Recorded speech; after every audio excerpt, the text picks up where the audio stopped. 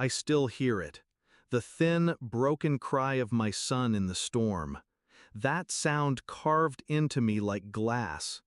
He was soaked, shivering, tiny fists reaching for warmth. And behind him, in the doorway of my mother's house, my own mother stood still, arms crossed, eyes hard. "I don't raise bastards," she said, flat as stone. My sister laughed behind her. "Serves you right, filthy little whore." I didn't scream, I didn't beg. I just wrapped my arms around my baby and ran into the rain. That's when the headlights came. That's when steel kissed bone. And I thought, I'm going to die like this, with my son clutched to me, abandoned, broken. But fate didn't kill me that night. It woke something in me. Once I trusted them. My mother's hands once braided my hair for school. My sister once swore she'd protect me forever. I was 17 when I got pregnant. My boyfriend vanished before the test turned blue. I expected my family to hate me. They didn't, at first. They smiled, told me they'd stand by me. I clung to that promise. I worked 2 jobs.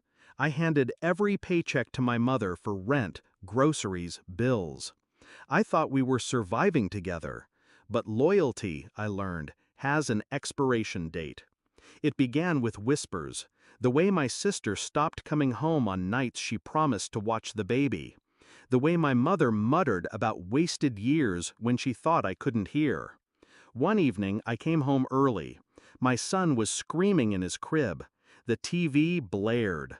My sister was sprawled on the couch, scrolling, ignoring him. When I confronted her, she smirked. "Maybe if you weren't such a screw-up, Mom wouldn't be stuck with us. He's not my problem." I should have left then. But I didn't, because leaving meant nothing but a stroller, a baby, and the streets. That night in the rain was the final truth. They didn't just stop loving me, they wanted me gone. Throwing my son out into the storm wasn't neglect, it was exile. When I woke in the hospital, body splintered, my son safe but coughing in a crib beside me. My mother never came.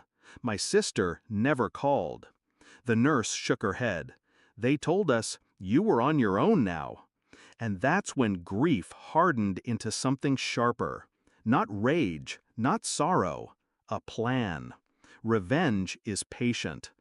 I played the obedient daughter one last time. I signed over nothing. I kept my distance, quiet, watchful, and I started building.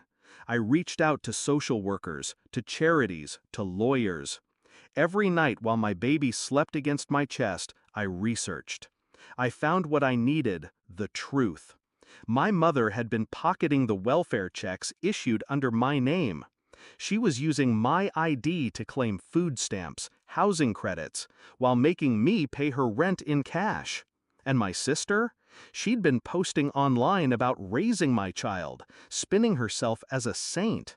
Donations poured into her account, thousands, money meant for my baby. They didn't just betray me, they profited from me, from him.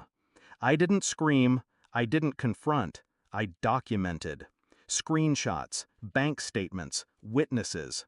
Every lie, every theft, sealed in files under my name. 6 months later, my mother threw a birthday party for herself. Flashy, rented hall, all her church friends invited. My sister live-streamed it, showing off her perfect family. They didn't know I was watching from across the street, baby in my arms, a folder in my bag. I waited until the speeches, until my mother raised her glass and said, "Family means everything." That's when I walked in. Quiet, calm, every eye turned. My sister's face dropped first. My mother's smile froze.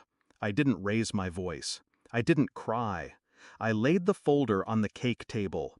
Bank records, welfare fraud, screenshots of my sister's donation scams, photos of my son left outside in the storm. Gasps spread like fire, whispers turned to shouts, and then I said the one thing they couldn't ignore. These have already been filed with the state, with the IRS, with the police. Tonight is just the preview. My mother lunged at me, hissing, "You ungrateful!" But the room wasn't with her anymore. Her friends stepped back. Her pastor looked away. My sister tried to laugh it off. "She's lying!" But someone pulled up her donation page, the comments, the dates. The evidence was undeniable. They weren't saints anymore. They were thieves, frauds. And I stood there, holding the child they had tried to discard, while their world crumbled. The investigations took months, the fallout longer. My mother lost her benefits, her house. My sister lost her followers, her job, her perfect reputation. And me?